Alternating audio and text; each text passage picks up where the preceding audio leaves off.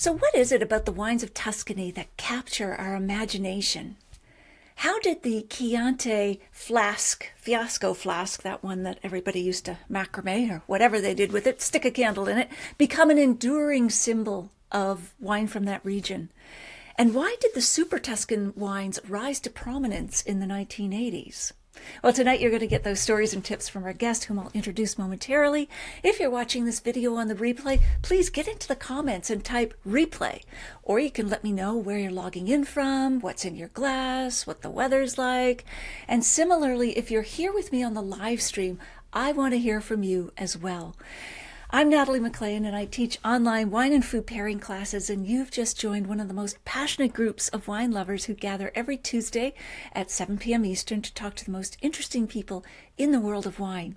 Now, I am live streaming this video for the first time on Facebook and YouTube, but it's based on a recording I did with our guest for my podcast, Unreserved Wine Talk. So I still want to hear from you because I will be live in the comments. So let us know, what tips and stories are you enjoying? What questions do you still have?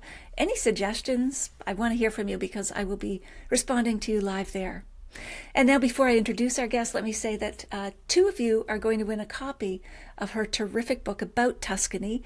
All you have to do is email me at natalie@nataliemclean.com and let me know that you'd like to win.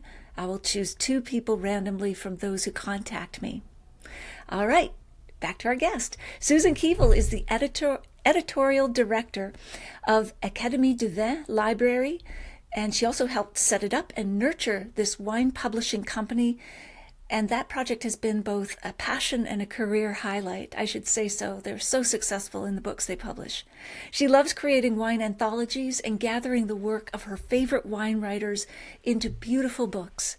She also enjoys wine, food, and travel, and is the past editor of Decanter magazine.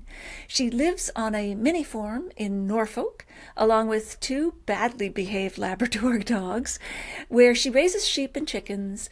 Now that her three adult chickens, yes, she had three chickens. Now that her three adult children, oh my Lord, I'm determined to give you chickens, Susan. Her three adult children have flown the coop. All for the sake of a little joke, double entendre. Anyway, now she joins us from her home in Norfolk. Welcome, Susan. I'm so glad you're here with us.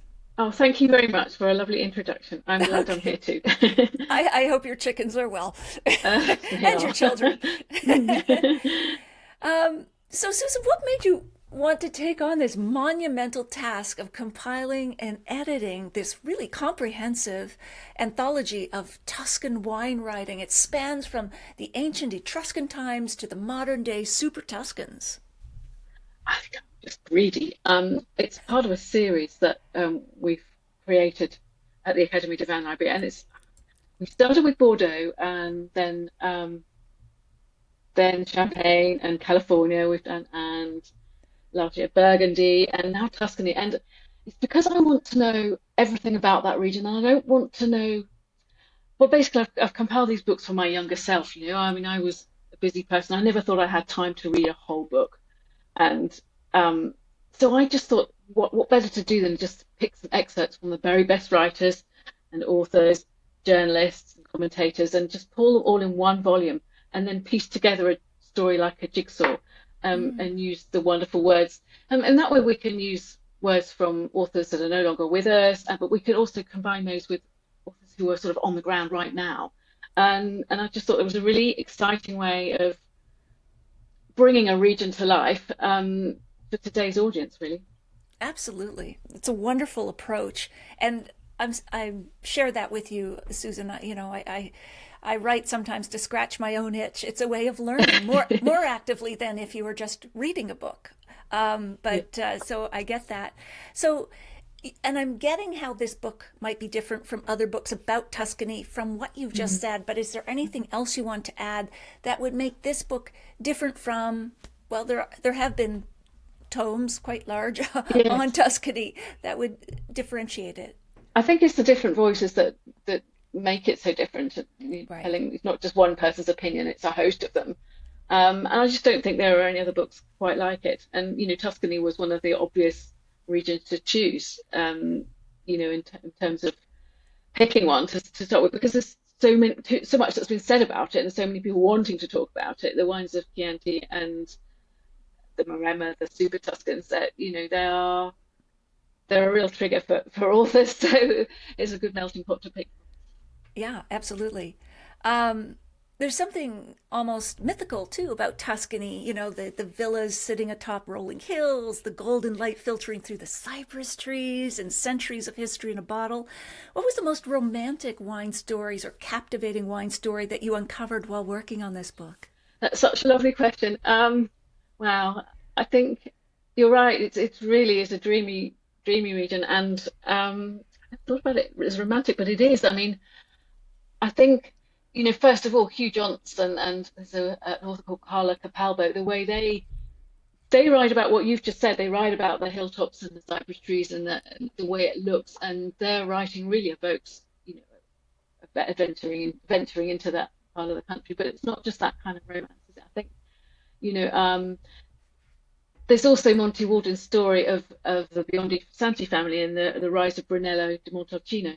I mean, that's got some real romance to it. The struggle through the wars and through hardship and becoming good and becoming magnificent in the end. So they had were Uh, they fighting in the war? Their winery was attacked during the war. What I kind of think some of the struggles were they brothers dealing? were involved Okay, in the war and the winery. I okay. mean, they had to hide some Brunello bottles. I think it was from 1875 to 1930 something, 32. They bricked up behind a wall and hid away so that nobody could discover them. And um, successful. It meant that after the war that they had these wonderful vintages and they could say, look, we have this beautiful wine.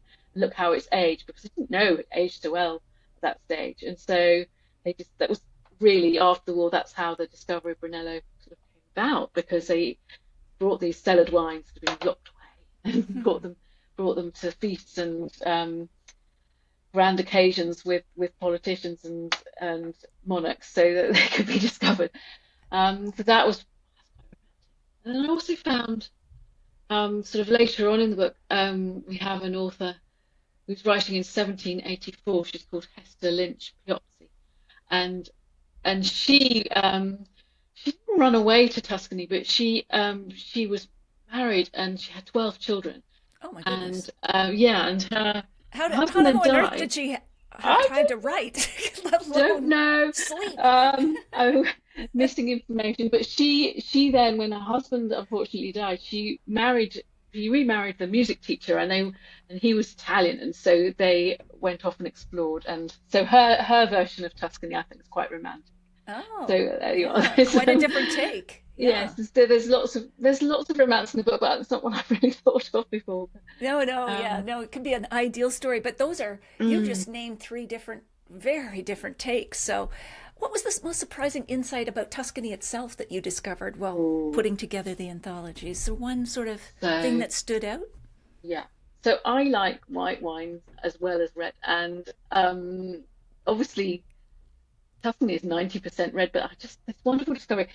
So there's it's a merchant of Prato, and Francesco Dattini was his name, and he was a merchant, and all of his volumes, all of his diaries, his account books, the records of all of his transactions, his wines, everything he bought and sold, were found bricked up in behind a chimney um, in the village where he lived, Huh. of Prato. In 1870, they'd been there for 500 years. Oh my goodness. And in those books, they found that actually the wines of Chianti at the time that he was trading in were white. Who would believe it?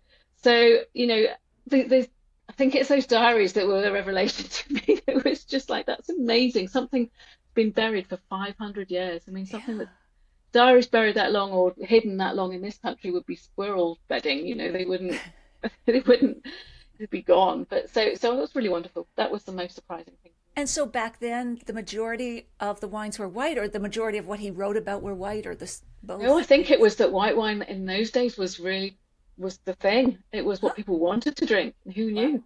Yeah, Months who ago. knew? Well, Yeah. now we do, but yeah, that was surprising.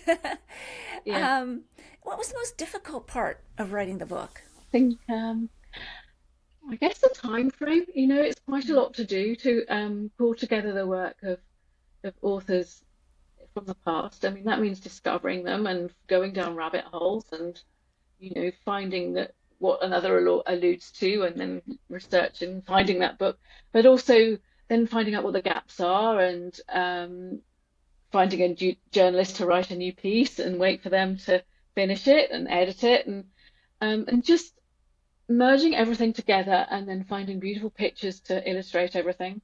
Hmm. Wow. I think it's the time frame really that's the hardest bit. I have a Yeah, year. managing all A those year. disparate pieces. It's not like you're writing it yourself, so you're No, depending on no, this is many it. pieces as the Yes, jigsaw puzzle you mentioned. So are the photos in the book color, full color, or are yes. they? All They are. beautiful, beautiful color photographs, and it's Mm. designed by my colleague Tim Foster, who is absolutely brilliant. He's a very experienced book designer, so the whole package is really beautiful. I Oh, really am proud beautiful. of it. Wonderful. You don't have a copy handy, do you? Do you? Oh, you do? Okay, show us on the. For Yeah. those listening, Oh, you can watch the video. But yes, beautiful. So it's hardcover, and then maybe just flip open to maybe a few pictures. so we have. Can you Yeah, I see? I can need see to it when line you up. hold it to the camera. Yeah. I need to Yeah. do a better job. That's Yep. have these D- beautiful Okay. spreads of. Oh, double page You are. spreads. Oh There's a my gosh, those dreamy rolling hills. picture of Yes. Tuscany, Bathed and in so golden those sunlight. those are those enter for each chapter opener. That's that Find is another one stunning. for That would be you. a lovely coffee table book, although you There should you also go. read And it. there's Oh yeah. Sangiovese. Beautiful grapes picture. Yeah, Yeah. yeah. It is Oh, beautiful. great. Very proud. Awesome. The the other thing that I mentioned or noticed about this beautiful book is that there are a lot of literary influences, which thrills me. D.H. Lawrence, the writer, described the Etruscans as having a profound connection to touch, texture, and life itself. So you've included fascinating excerpts from historic writers like him and Hester Lynch Piazzi. What was the process for discovering and selecting these literary gems about Tuscany? How'd you go about that? It's finding them. Yeah. I was desperate for somebody to write about the Etruscans, and because they were virtually obliterated by the Romans, nobody knows anything about them. And so to discover that D.H. Lawrence had actually been and investigated and was a passion of his, and made diaries of his visits and his journey there, I was just I have to have this writing, and Right. I was really lucky. And then of course getting permission to use his words was another sort of big issue, even though it was nearly 100 years ago since he wrote them. They're very sort of preciously, guarded by the Cambridge University here. I was very lucky to be able to use those. So there's a lot of process in using these pieces. And how did I find them? Well, I don't know. It's just one. I just wanted to illustrate the Etruscans, and I think that's how that came. Absolutely. And I'm going to reveal my ignorance of history. So the Etruscans, I can see the connection, Tuscany, Etruscans, Yeah, they were the civilization there before the Romans invaded, or who that's were they, right. roughly They were. speaking? They were before. They were pre-Roman. So for as long as we can know, pre-Roman, and you see these beautiful statues of them in museums, and but we don't know anything. None of their words have survived because the Romans didn't get on with them, and they obliterated virtually all trace of them. We know they were Oh, there. We don't know for how long, but we know they love wine, and that's why I've included them in this book because they gave Tuscany its name, as you say. So, right, um, right. Fascinating. Yeah. there you And the book opens with I'm probably butchering most of these names and their pronunciations, but Curzio Malaparte's poetic description of the I think you've Tuscan got it. winds. Oh, okay. I'll just say it quickly. But his description of the Tuscan winds. How does he describe the Tuscan winds, and why did you choose this sort of atmospheric piece to begin the book? um, because because of the atmosphere it creates. I just why I wanted to know why Tuscany is the way it is and why the people are the way they are. And then I discovered Orazio Malaparte. I can't pronounce it either. Um, he wants to know that too. Why are we Tuscans, this way? Why are we bitter at heart? Why are we shaped? And one of his chapters is about, as I've included it, it's about the winds that shape the land. And I just thought it was beautiful. I mean, he's a Mm. strange character, but he just has some lovely words about the way. every land, he says, is distinguished by the way it breathes, and that to me is just gorgeous. And if it's distinguished by the winds, and the vines are surely influenced by these things too, and the wines that come from the land and from the people are all part of the wind and the geography of the place, and it's all part of terroir. And I thought, great way to start the book because it gets It you a is. feel of the place. Yeah, the way the land breathes, the winds. Mm. That is beautiful Mm. and evocative because most wine books have an intro that's mostly about the writers in the book or whatever, or a summary of the book, but that's very evocative. And of course, we know that winds are great for, up to a point, for grapes because they keep them dry and from Yeah, rotting, and so that makes grapes true. healthier and wine better. So It's cool. true. What surprised you most about the ancient Etruscans' relationship with wine while you were researching the book? Their culture seems remarkably sophisticated for existing 2,500 years ago.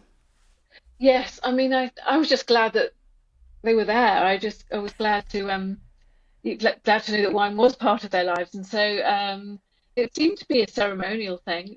They would have by we know from the tomb paintings that D.H. Lawrence visited that they had bowls that they drank from during their festivals and their lovely dinners, and I think it was an important part of their culture. But we don't know much more than that. We don't know the vines, and we don't know Right. how they made wine, but they must have been surrounded by vines, whether they were climbing up trees or on pergolas. I don't know, but we know that they celebrated wine. Sorry, was Well, that your question? got us off to a good start then. Yeah. What role Yes. do you yes? What role do you think the medieval sharecropping system, I guess it's known as mezzadria, Yeah. played in shaping Tuscany's wine landscape? Oh, an enormous part of it. I mean, it made it, oh gosh, it made it beautiful to start with because we're talking about, small holdings. We're talking about small farmers that, they gave 40, yeah, 40% of what they produced to the owner, the feudal lord. And but they had to kind of eke out a living too. So they had their plot of vines, their plot of olive groves, their olive grove, and they put up their cypress trees to defend them from the winds that we've just been talking about, the more blistering of them. And I think that gave the beauty to the Tuscan countryside because it makes it sort of much more a hodgepodge, a jigsaw. It gives it texture when you look at the hills. And I think that way of farming has set up the beauty of Tuscany that we know today. But of course, it wasn't. There was a lot of poverty that sort of went alongside it. They did they shaped the wines of Tuscany, that's for sure. But I mean, as Hugh Johnson says, if good wine ever came of this primitive way of living, it was by accident, not design. So it might have made the countryside look beautiful, but the wines weren't necessarily beautiful to drink always. Right, they came a long way. And how about the Yeah, Medici family? They were patron yeah, to the arts during the Renaissance, but how yeah. did they shape Tuscany's wine culture? Yes, the feudal lords to whom people gave a lot of their production, but they did shape way that wine developed, and I mean it was the Medici's that were responsible for dividing up Tuscany into different regions and into Chianti and Carmignano and So all the Comino and appellations, yes, it's all yeah, sort of in a broad sense and the Arno okay. Valley. They divided up into the main areas, but Carmignano was the up in the hills was their hunting where their hunting lodges and their holiday homes were, and so they had a sort of experimental grape sort of ground there, and they introduced Cabernet Sauvignon, would you believe, in the 15th century when Wow. I think it was Catherine de' Medici. She married Henry II of France, and so that connection brought So there Cabernet was Sauvignon vines a bit of into cross Italy. pollination of Yes, vines and and people. yes, and we know what happened. We know what happened then. Cabernet Sauvignon was there in the background, and then of course it came to the fore much later. But the Right. Medici did, yeah, they had an influence in terms of they'd have their big dinners and the wines that they would drink would they would influence the way they developed, I think. Yep. And then came the crisis of Chianti Classico in the 70s and 80s, which largely was due to the planting, I guess, of wrong clones of Yeah, Sangiovese, prioritizing quantity over quality. So, yes. how did that redefine the future of Tuscan wines? It really did. And I think the backlogs also stem from phylloxera at the end of the 19th century, and replanting had to take place with vines that could naturally work with the American rootstocks that enabled vines to survive at all. You couldn't have any viticulture without American rootstocks. That was the big triumph. But not all of the many Italian clones and vines actually worked, and so you became they became very restricted as to the Sangiovese obviously managed, but some of the other vines weren't so healthy, and so I think that was the start of the kind of dilution, the kind of the loss of character, I suppose. Perhaps people chose the wrong clones, and they chose the ones that produced more grapes, and they could make more wine, and therefore therefore they had their 40% to hand over to their lords. But it didn't mean the quality was good, and I think the war, as you mentioned, war didn't help at all because obviously there was a lot of damage for the vineyards and the properties were damaged, and also they lost a lot of their workforce. And so it came a stage where Chianti was so desperate that they were even looking at finding out how many herds of sheep, flocks of sheep um, that would fill Chianti in order to sort of Oh, keep the region buoyant and productive. But fortunately, it didn't come to that. And after the war, things were still tough, but they began to take shape again, sort of in the 1960s and 70s. At the same time as the world was waking up to the fact that Chianti was really not that great, it was also sort of turning a corner in terms of the DOC regime was stepping in, and they were getting new the zones and denomination origin contrôlée, something like that. controlata. That's Yeah, yeah. controlata, yes, I And the think, G, yeah. and it's guaranteed. So you're guaranteeing the DOCG is actually guaranteeing the high level of quality that came along later. But yeah, it was a tough time, and I think although Tuscan wine has a history back to the Etruscans and before maybe it's really in the last 70 years since the war that's exciting, but that's when it really started to change. And Kick was in. it the black rooster, which is the iconic symbol of Chianti Classico? Yeah. What's the origin of that emblem, and do you think it still holds any sort of brand equity, symbolic significance I'm not today? so sure. I'm not so sure. I think it does. I mean, it's good to have a quality symbol, but I think it came from the 14th century when I think when Siena and Florence were warring it out as to who was going to be the most powerful of those two towns, and they had an agreement that they would send out a horse rider a night early one morning, and wherever those two knights met would be the boundary between Florence and Siena.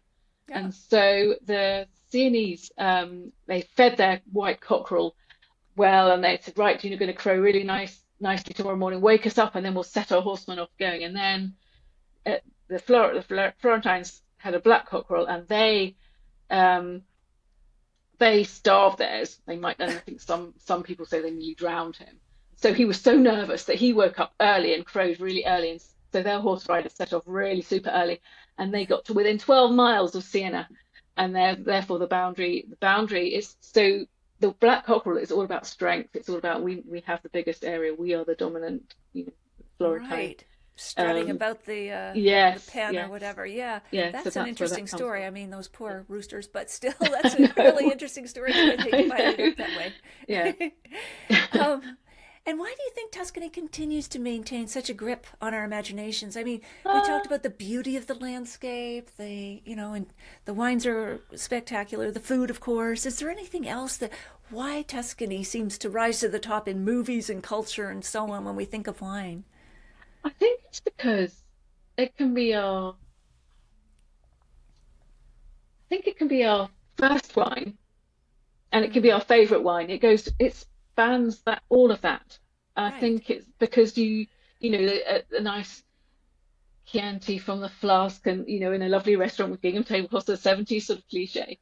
It can be that wine, which can be really nice and just go with your pasta, or it can be magnificent. You can span it right away up to the Super Tuscans and the beautiful Chiantis that we can have now. So maybe that's why I mean it's just always interesting. That and Hmm. also its history is quite short, as I say, 70 years. It's a lot has happened, and so it's within people's sort of lifetime. They can imagine, they can see the kind of development of it. Maybe that inspires people as well. Absolutely. It is a region that meets you where you're at Mm, as a wine lover. Let's go yes, back to those Chianti flasks. I guess they're called fiascos. I don't know if that's yes. because they were a disaster design, but people used to stick, as you said, stick candles in them, but they were like a tubby shaped. I don't know even how to Yeah, it's a describe it. gorgeous shape. Yes, Yeah. Yeah. and And so what about the history of those? well, Burton Anderson writes a beautiful piece. He's the guy that wrote the Wine Atlas of Italy all those years ago, 90s. But he's such a lovely writer. He wrote about the flask, and he says the fiasco comes from well, there's a number of reasons, but one of them is when the glass blowers were blowing those kind of quite difficult, I would say, Right. shaped bottles that they used to break or they get it wrong, and so that was a fiasco. That's fiasco. But Right. I think they're so lovely. They just catch the imagination, and no other region has such a shape for its wines, does it? And the straw around to help them stand up, and then of course they were useful too. I mean, the 2 liter flasks you would they'd hold the wine, but they'd also be useful for baking your beans in. You could put them on the fire, Oh, and so that people used to cook in them as well as store their olive oil and so I think that, a massive part of they wouldn't have been just seen in the restaurants, they'd been seen everywhere. So I think perhaps that's why they become a huh. symbol of the region. So not such a fiasco. And I think you touched already on World War II. But so let's skip on to Victoria Moore, one of your writers and one of my favorite writers. She says, don't bring Bordeaux into it in her chapter. What are some of the common mistakes that people make when they compare Tuscan wines to those from other regions, whether it's Bordeaux or elsewhere? Yeah. I think they assume that they're no, it's difficult. There's something about the acidity and the freshness of Tuscany's wines, especially Chianti, that just goes with food, and they are made to go with food. And perhaps people don't understand that they are wine first, but they're not wine first in some ways because they're all about and that's what Victoria is trying to say, that they are about food. And so if you go into a Tuscan restaurant, she said, don't choose to drink Bordeaux or a Australian Shiraz, or you know choose choose a local wine and choose Chianti. And she Yeah, has like a that adage, what goes together grows together. yes, Yeah, the absolutely. And acidity, the soil components. yes, Yeah, it's the acidity, isn't it, that yeah, makes it sort of it makes the wine live on your palate as it you're does. tasting, as you're eating the food. The wine is still there side by side, and I think it's so important. That's the thing about Chianti and all Italian wines. They have their food first. Absolutely, absolutely. So you dedicate significant space to the rise of the Super Tuscans or Turbo Yeah. Tuscans. What was it about the traditional regulations that spurred the creation of these Super Tuscans? Tell us what they are and kind of how they came to be. I think it was probably thought too restrictive. I mean, especially the fact that the white grape Trebbiano. I mean, there was always with Chianti, they would always blend in that the recipe for Chianti was always included a smidgen of white as well. And then they upped it to 30%, so as much as 30% alongside the red. And um, so I think, and that became written into the DOC law in I think it was the 1960s.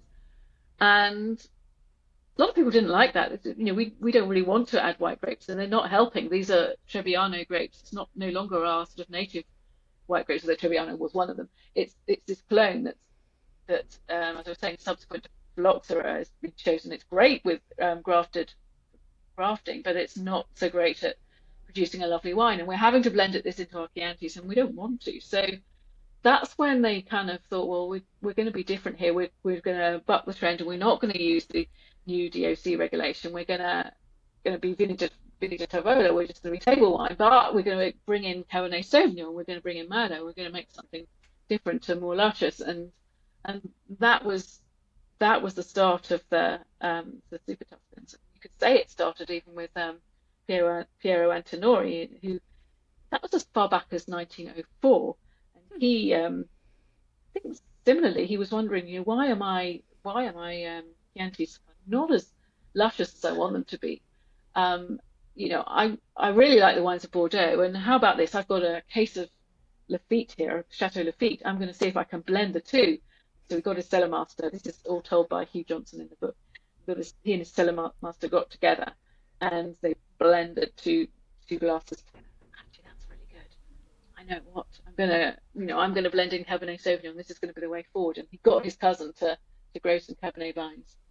So Wow. And of that's course, how he Antinori is the started. one, yeah, he eventually produced Tignanello, one of the Super Tuscans. Yes, that's Yeah. right. And then Yes, there was Sassicaia, who yes. was so successul that it got its own DOC, its own That's appellation or right. It region, does. right? It does. Yeah, that's right. So they are enormously successful now, and I think they were frowned upon to start with, but they people pretty soon realized that the quality was there. And yes, it was Sassicaia in 1968, in Inello in 1971, and then there was La Pergola Torte, which is just Sangiovese. So there was a kind of a sway back towards just using Sangiovese, which is rather lovely. Huh, that's cool. And so, I guess the wines spoke for themselves. Then the prices started to escalate, and yet they were labeled as lowly table wines. So eventually, I guess the regulators realized these are not lowly table wines. No, Gave that's right. Sassicaia its own DOC. That How come the other ones didn't get their own DOC? Was it because they were blended on family farms with other I ranges of guess that DOC must be wines? it. Yes, and they must have felt also they didn't need their own DOC because Okay, they were way beyond that. That stage. right. I think the authorities might have tried to keep up with the DOCG, but they were like, no, we don't need that. We're above that. So, but Right. that's Italy, isn't it? Yes. No Yeah. one's following the rules ever. No. And why do you think, aside from quality, of course, why do you think these rebel wines captured the imagination around the world in the 70s and 80s? Um, I think it's because they're just just so beautiful, and so because of the rebel nature as well. Hmm. Think there was also massive fashion for the wines, this sort of wine, because we had Robert Parker sort of his sort of new way of thinking about wine, that it should be Right, the striking U.S. and critic who gave the stunning. Bordeaux vintage of Yeah, 1982 like that's 100 right. points. He Yes, was alleged to love fruit bombs. He sort of denied that, but he did love powerful wines, so these would fit that's right. right in with that. Yeah, They did, and they were powerful, and everybody really admired them. yeah. And yeah, Absolutely. And then Jane Anson, who has wrote most famously on Bordeaux, but also in your book discusses the new Super Tuscan counterculture. Was that just a reversion back to Sangiovese or the old rules? What was the counterculture to this? that's it. That's it. Okay, It's going back to Sangiovese, and not just Sangiovese. It's some of the other supporting acts. It's Malvasia Nera. It's other red grapes, but black grapes that that are local to the region, and the people sort of started researching them and finding that they did work, and they did support Chianti. Sorry, Sangiovese in the kind of poor years. You could kind of up the quota of other grapes, and that's how.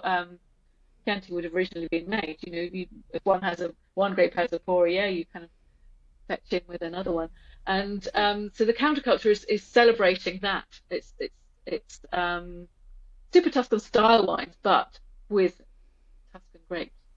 right. And this is may seem a naive question, but you talk about red and black grapes. Is it just darker skins? Where do you cut that off? Like, is Sangiovese a red grape or a black grape? I think we call them. I don't know. I think they are supposed to be black grapes, aren't they? But they are red. They produce red wine. that right? Oh, We okay. say black grapes, but Black grapes for uh, red wine. What about red grapes? What do they make? Or are there red they're grapes? red grapes. Oh, maybe it's me. Sorry, I'm confusing No, you. no, no. I think Um, you're right, but I've I don't heard know. them Yes, differentiated before. Maybe it's just the I don't know I don't know about the the differentiation. I colors. think they're the same, but Okay. sorry, Well, I it's don't know good. that one. Someone will type in the comments for Hope sure. so. Don't worry. Yeah. So you've already touched on this, but I'd like to go back to it. The fascinating story of the rise of Brunello di Montalcino. Why do you think this particular wine achieved such iconic status? How did it rise? Was it Mm. remind me of the winery that you said had bricked it up and then brought it out to Yeah. everybody to show how well it could age? Which It's winery was the that? it's the wine of the Biondi Santi family, Biondi Santi. and they're the ones that really sort of took hold of this wine and made it fly. I mean, almost single-handedly, I'd say. Were to put a picture. Um, there it's not a big region. It's just a hill basically, and it's cut off.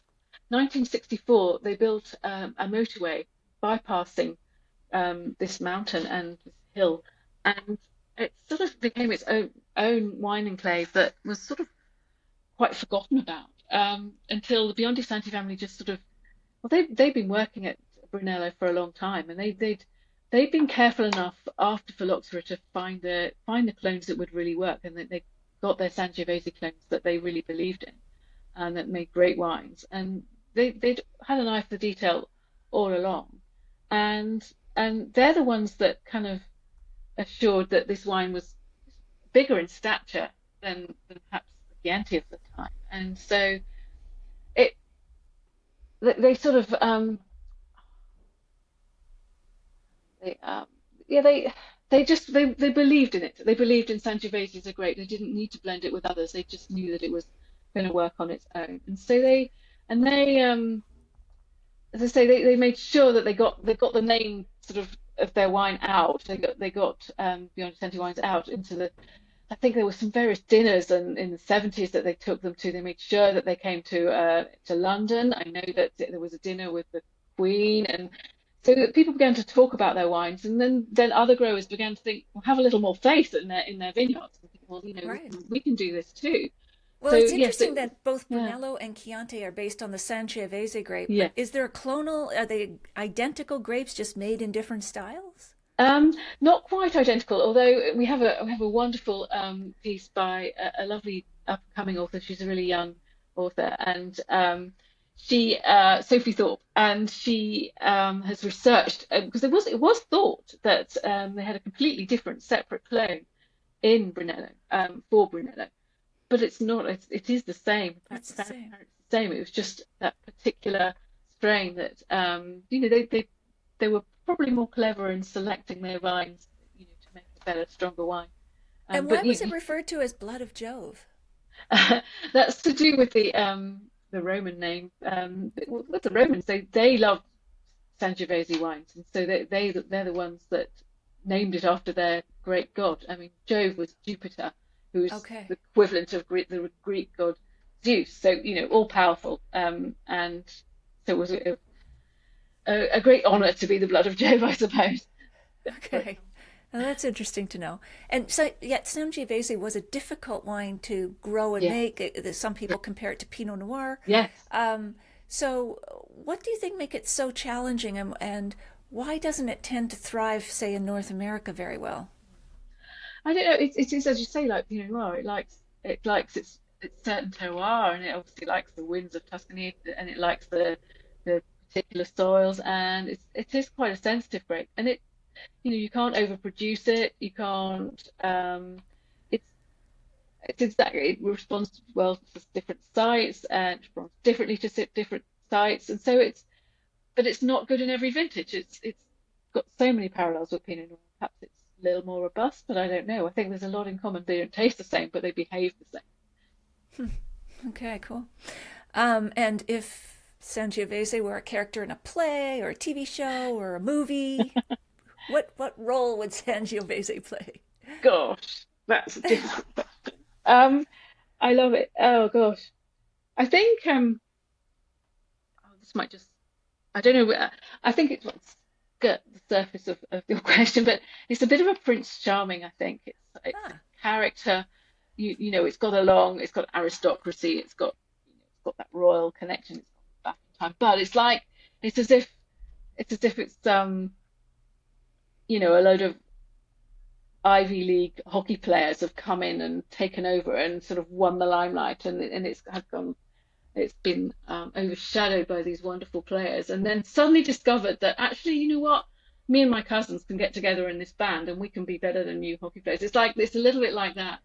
Or, it's not, maybe you could use the Pinot Noir analogy, and it's like an actor, but not the most beautiful, obvious. It's not the Brad Pitt. It's not Chris Hemsworth. It's Adrian Brody, somebody a bit more a cerebral, character actor. yes, maybe, Yes. yeah, and maybe you could say that. But I mean, gosh, plays, or I'd love to think of a nice Shakespeare play that would sum it up, but I haven't. Hamlet or something, always asking the Yeah, questions, will I grow or won't I grow? That's the question. yes, I'll decide yeah, later.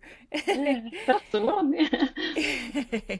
um, so, what motivated you to include sections on both white wines and the Vin di Santo, the sweet wines of Tuscany, when as you say, it's primarily known for reds? Yeah, I think again I like an underdog story, and the white wines are definitely an underdog in Tuscany because they're only like 10% of the wine produced, and so there's that side of it. I thought there has to be some, people did mention them in passing, and of course the horrible Trebbianos, like the evil twin, but then this lovely author, another young ex-sommelier now living in Tuscany, um, and she Emily O'Hare, and she said, I can write about the white wines of Tuscany. So she has written this wonderful piece, and she talks about, the story I was talking about earlier about Francesco Dattini, whose manuals were discovered behind his chimney, and the way that white wine was significant. And so, but she talks about, there are grapes like Vernaccia and Vermentino and Sonica that are really going, great guns, and they're really producing some interesting wines at the moment. So we should really watch out for them. I mean, you might have heard of um, Nacho di San Gimignano, and that is a bit of a tourist wine, but it's doing a bit better these days, and we should definitely watch out for it. And so I think these things we just saying, and also, I think there was another lovely story about wines of the little island called Giglio. My pronunciation is not terribly good in Italian, but there's this little island that was it was raided by the pirate Barbarossa, and he unfortunately sent all the inhabitants of the island away to be slaves in Constantinople. But he brought back some Greek people from villages in Greece, and they brought this grape called Ansonica with them, and those vines are still there today on this island, and so they produce a really lovely wine. I kind of like that little story, although it's a bit Yeah. brutal. Um, A lot of and they're in, history is brutal. yeah, right. So I Turns think white wines are going to be more important for Tuscany, but also Van Santo is you can't have a book without mentioning Van Santo, and I think it's David Gleave that told me that, and he is our sort of mentor through this book, and he's written the foreword to the book.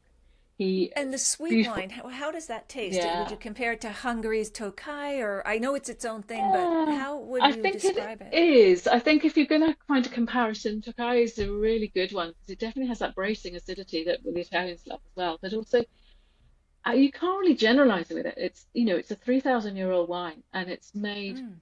by every farm makes a different version, and it's all to do with the fact that they collect these grapes. In the old days, they used to collect them because they couldn't quite handle all the olives and all the grapes all at once. So they would leave some of the grapes in the drying lofts up in the roofs, and they would dry and they would concentrate, and the sugars would get sweeter. And then when everything has settled a little bit in November or maybe March or February, they would make a wine from these beautiful sweet grapes, and they all have their own yeast, their own natural yeast that would be in the air, and they would seed that sort of yeast into the wine ferment, and then they would lock it up in its barrel and leave it for 7 to 8 years.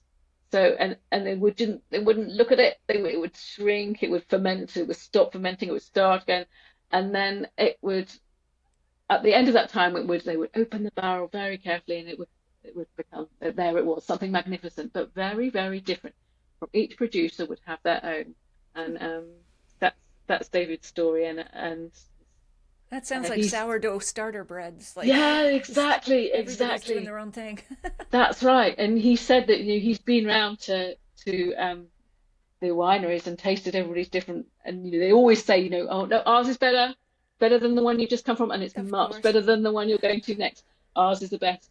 So it's so interesting, and it's a wine that's mostly ignored, and I really wish that wasn't the case. But like all sweet wines, people don't pay it enough attention. Van I de think Santo, does that mean wine of the saints or yes, I mean I it think does? it again. There's a number of different versions of the tale, but I think one of the reasons is that it's November when they start making it, and that's when the saints' days are in November. Oh, So also, I think it's because it's so luscious and so gorgeous that only saints can drink it, and all sorts of stories like that. But um, yeah, yeah, elixirs of the gods, yes. yeah, So, nectar. what about food? There's some beautiful descriptions of Tuscan olive oil in this book. What makes Tuscan olive oil so special, and how does it complement the region's wines? You've already mentioned groves are interspersed Yes, among vineyards, but this tell is us more it. about Tuscan oil. What's special about it? I think in the same way, I think every farm has their own wine and they have their own oil too. And Tuscany is actually quite far north in terms of olive oil production. So in terms of parallel with wine, maybe that the wine that grows in cooler northern regions tends to be sort of um, crisper and more zingy, and the same is true with Tuscan olive oil. It's quite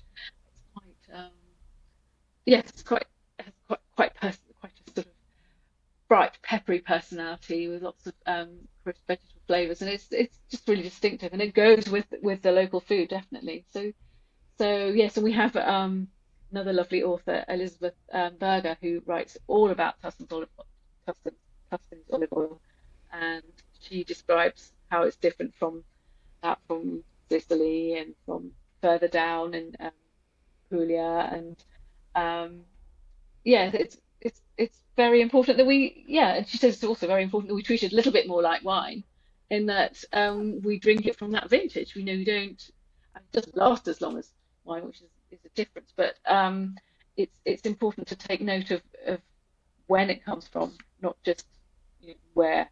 Um, it does work in parallel with wine in that it's made by the same people, and yeah, it's a really lovely piece that she's written.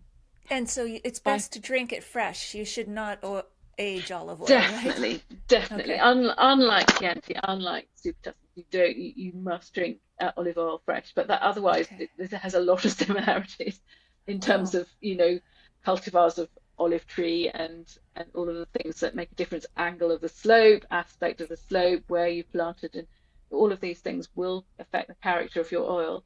But you'll only really get to know those differences if you drink or take or taste the freshest right. oil. And I've heard cold pressed and extra virgin are the Yeah, best types. definitely. You Yeah, drink your extra virgin olive yeah. And then you have Ruth Rogers writing oil. about Tuscan food. Um, so the connection, of course, between Tuscan wines and food is so strong. But Yeah, uh, what is it about? I mean, each region will say that. yeah. But what is it about Tuscan wine and food? Like, or is there an iconic dish or two that you wanted to mention? Not really my strong point, sorry. Um, yes, I think, sorry, sorry, I think I'm gonna have to cut this bit. I don't know. No, that's okay. Um, I mean, it's made to be strong with food, but we've already said that. That's all right. If anything Uh, comes to mind about, yes. I do think you have any favorite Tuscan dishes? I, I, I do, and I love the beanie dishes and the bistecca, and I love the way they go with food. And this is what Ruth mentions in her piece. They're really beautiful, and I think she talks about looking at different grape varieties and seeing what they go with, and trying not just Sangiovese but Stiliolo and Canaiolo and Ansonica I've mentioned, and they all pair beautifully with food, and Oh, these are all different types of pasta that you're naming type off? types of Oh, grape that will grapes, go with sorry. different. So you look at the way the Okay. different types, different native grapes will go with um, different dishes. And is Um, it mainly about the sauce then that differentiates Yeah. the pairings, or would it be sacrilege to say pasta is pasta no matter what shape it comes in? No, no, no, no, no, not at all. No, it's it's again, it's not my strongest point. But you need to read what she says because she's very seasonal, and it's not just it's the sauce, it's the type of pasta that goes with the sauce, and the meal that you make the pasta with. Everything has an effect, and also what's in season, the vegetables and everything that you've got Right, per month. right. It will make a difference to the wine you choose. I remember visiting Tuscany before I even thought about becoming a wine writer, and of course the food. They came out with the first serving was a big tray of lasagna. So, my partner and I helped ourselves. Oh, we love lasagna, and so we filled up our plate, and they were Yeah. encouraging us to eat. And then there was like six more courses. It was like, oh Oh, my of God. course, of And then there was a course. salad, and I thought, okay, I guess they eat their salad at the end of the meal. But Yes, no, then the main dishes came out. We're like yes. stuffed, but I thought we Oh, couldn't say no. to loosen your belt. Yeah, exactly. I was wearing my buffet pants that day, thank goodness. Yeah. um, Mm. uh, so, have you discovered anything new that since producing this book that you'd add to a new edition, or is it still too fresh off the press? Oh gosh. Ah, I think I'd love to say more about. I think it's the native grapes are the new thing that we need to watch. And Right. if I were to do a new edition, I would definitely look at that. There's so many discoveries going on there, and Is it's there one not. in particular of these new grapes that you're most fascinates you? You're going to ask me to pronounce it now. Celia Yolo. Oh, that sounds I good do. to me. I try, but I'm not a good Italian speaker. But yes, Is it a white or a that's red? it's a red, It's a and red. Canaiolo is another one, and so they're to be watched apparently. So those Okay, ones, but there are many more. So in the wings. So we that's what I would love to explore more if I were to do another edition of the book. absolutely. Yeah. And if the time has flown, Susan, if you yourself could share a bottle of wine with anyone, living or dead, outside the wine Mm. industry, who would that be? This isn't the most exciting answer, but I would love to share a bottle with our late Queen Elizabeth, I think, Ah, because okay.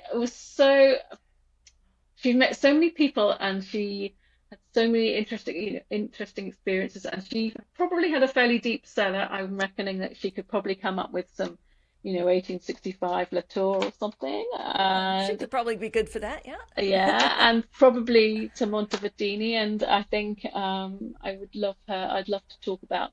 I have dogs, as you mentioned earlier, and Yes. she was a very good dog trainer, and I'd like to talk to her about dogs and Yeah, milk. she had the pugs, right?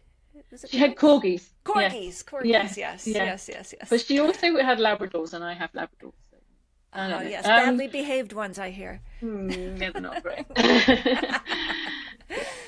Is um, there anything we haven't covered that you'd like to mention? oh gosh, we've covered a lot, haven't we? Yeah, we have. We did get through a lot. Um, I think we've done really well. Yes, I do too. Gosh, and I think we've covered a lot of the book as well, and the people that come up in the book, and the yeah, I think we've done really well. Thank you, I've Okay, really enjoyed it. absolutely, Susan. So, where can we find you and the book online? At academydivinelibrary.com, that's our website. So definitely that's the place to go to buy the book. And we have a Academy Divine Library Instagram page where Hermione and my colleagues regular updates about our books and our sales and our new books coming and the people that we talk to and our new authors. And so yeah, that's where to look. Terrific. Well, congratulations on Thank producing you. such a beautiful book. I'm sure many people will be interested in this one. Thank And you so much. yeah, and thank I you for hope taking so. the time to chat with us today. Oh, not at all. I've really, really enjoyed it. It's been lovely to talk Excellent. to you, All Natalie. right. Well, cheers. Don't log off, but I will say goodbye for now and look forward to continuing the discussion perhaps on another region in the future. Thank you so much. I'd love that. Okay, cheers.